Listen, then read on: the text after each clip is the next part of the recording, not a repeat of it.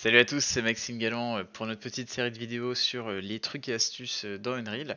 Alors, moi, il y a quelque chose que j'utilise très souvent dans Unreal et souvent quand on commence à vouloir un peu mieux maîtriser nos scènes ou l'optimisation de certaines choses et quand on veut sortir des belles images avec Unreal.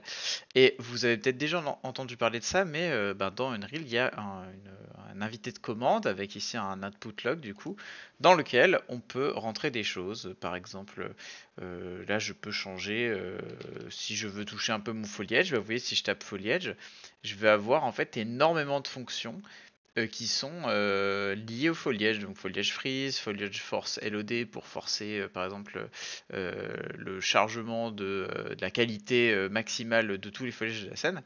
Et en fait, ce qui est vraiment pratique, c'est que ce qui est plutôt pas pratique, c'est qu'à chaque fois qu'on tape une fonction ici et qu'on la fait évoluer, en fait, si on redémarre le projet, eh bien, les changements ne seront pas pris en compte. Il faudra toujours retourner dans son petit output log ici et retourner. En fait, dans Unreal, vous avez une fenêtre qui s'appelle la console variable. Alors, la console variable, en fait, elle est en natif dans Unreal, elle est cachée. Il faut aller la chercher ici.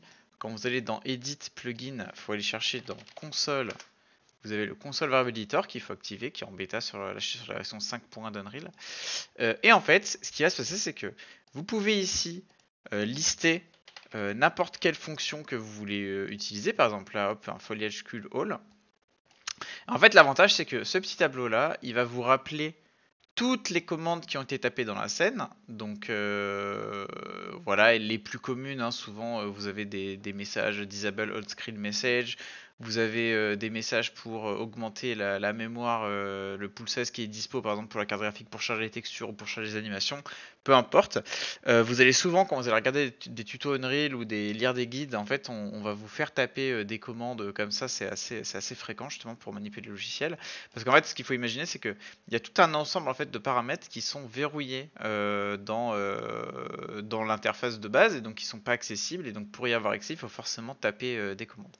Donc ce petit panneau console variable, moi je l'ai toujours dans chacun de mes projets. Et ça me permet vraiment de, bah même par exemple quand je travaille à plusieurs sur une scène et que par exemple mes collègues connaissent pas forcément beaucoup de commandes, au moins en fait je peux moi les lister ici là-dedans. On peut même sauvegarder des presets hein, quand il y a besoin. Et en fait, ça nous permet très rapidement d'aller et venir et de pouvoir comme ça manager toutes ces fonctions de la meilleure manière possible avec une interface. Donc, je répète, edit, plugin, vous tapez console variable, hop, vous l'activez, ça va vous demander de redémarrer votre projet. Et ensuite, vous trouverez toujours la console variable sous le panneau ici Windows console variable. Vous avez juste à ajouter les consoles dont vous avez besoin. Et je vous conseille sincèrement, si vous vous intéressez à des choses comme par exemple le rendu dans Unreal, si vous voulez vraiment faire des jolis rendus et bien maîtriser votre image, c'est quasiment une étape obligatoire. Donc voilà. À plus tard!